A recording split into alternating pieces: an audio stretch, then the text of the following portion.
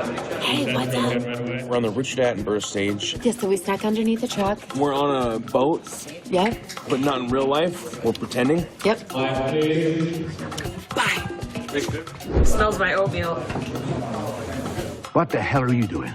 We'll go back to one. Go again right away.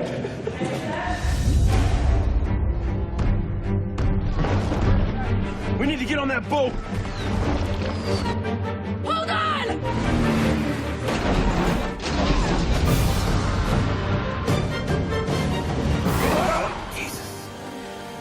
Oh my God, you guys are legend! There was, for me, one scene that was the heart of the story, which was the surgery on Blue. Steady pressure. Okay. Owen is not that sure to go back to the island, even though he had a relationship with Blue. But in that scene, you can tell that there's a change in those characters. Blue has become a real character in this series.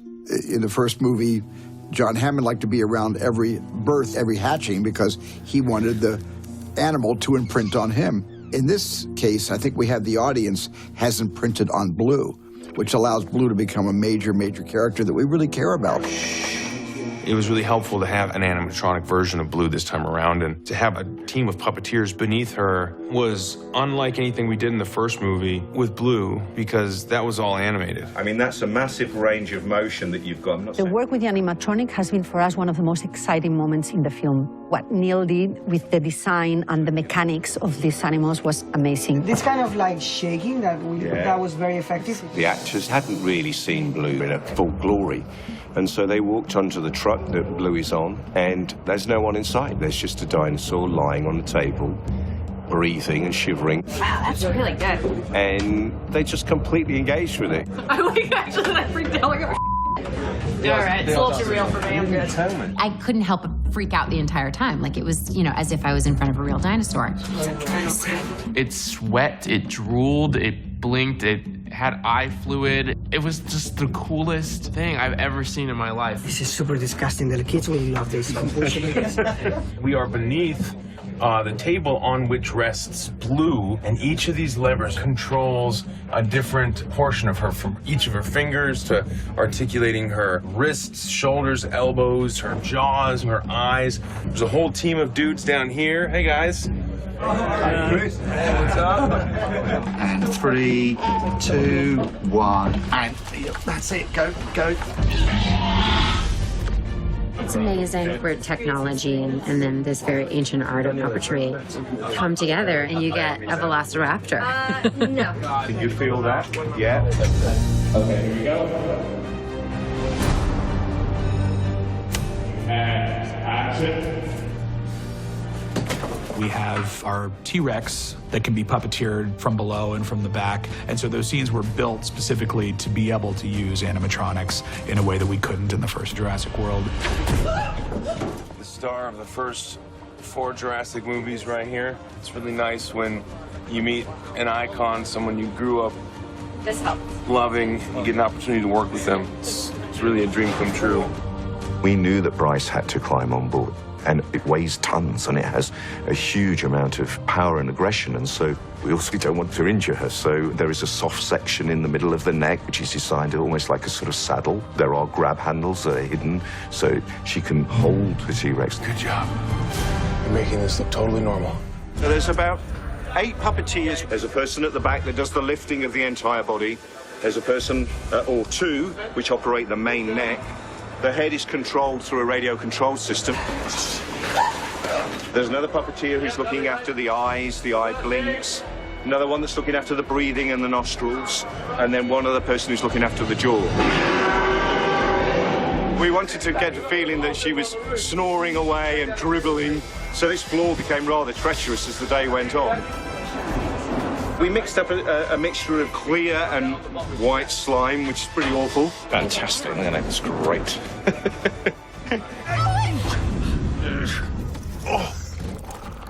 I've been able to ride on the back of a T-Rex, ride on the back of a T-Rex. Can you imagine how my children reacted when I told them that? I was like, you cannot tell anybody. You cannot tell a soul. But I'm riding on the back of a T-Rex, and their eyes like just about popped out of their head. I'm on a T-Rex. No big deal. Just, riding on a T-Rex. The T-Rex is never going to lose its bite. That would be impossible. Well, I love coming on the set and having a real dinosaur there. You feel like a kid when you come in and there's a real dinosaur. We had the animatronics, we had the CGI. The secret was to merge both technologies, to cheat the eye of the audience so they don't know if what they're watching is real or not. Oh my God, that's so awesome. And then 3, 2, 1, action!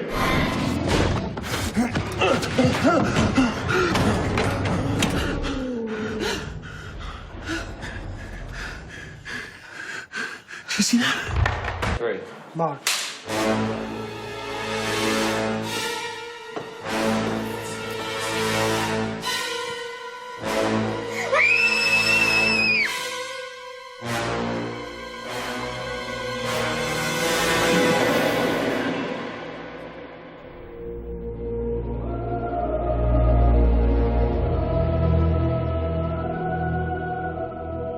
We are in the basement of the Lockwood estate, and it's the lab. They've got the DNA samples over there, and then they've got skeleton-y stuff, X-ray things over there. It's scary. In the basement of this house, Dr. Wu and John Hammond cloned the first baby elephants and then moved on to dinosaurs. See this massive, grand lab, and then you turn around a corner and there's this very ominous, isolated cage that has the Indoraptor in it.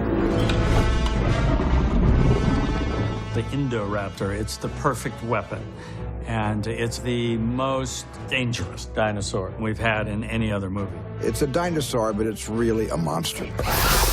The Indoraptor is not a majestic creature. It's a homicidal maniac. I was kind of scared because you turn around and it's like here on your face, and it's like full talons and everything, and so it's kind of scary.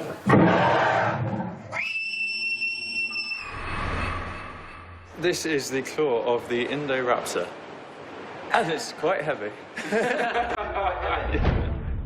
Our role at the Indo is to take the initial design and develop it in the real world.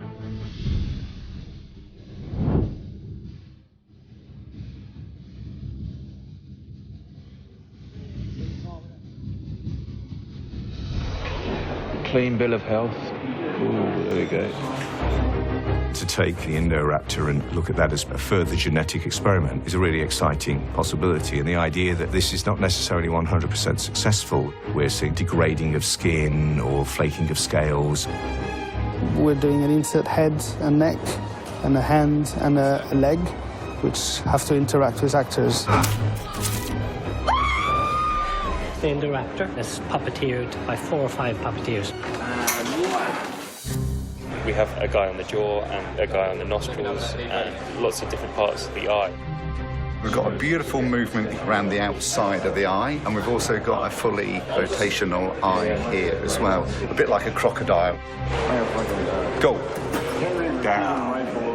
What I'm operating is the jaw mechanism here. So as I swing this lever forwards, we get the sort of full range of motion and then back to close. When the mouth is closed, there's a fantastic pattern to those teeth.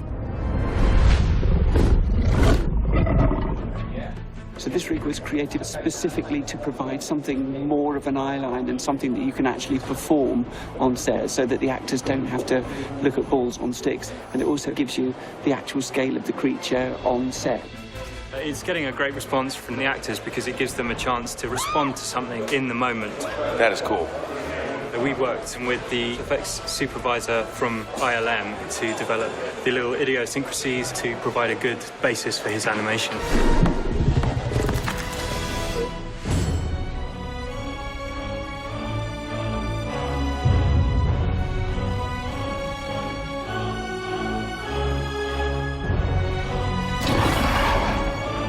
If I was Dr. Henry Wu and I made the Indoraptor, I'd be very proud of myself.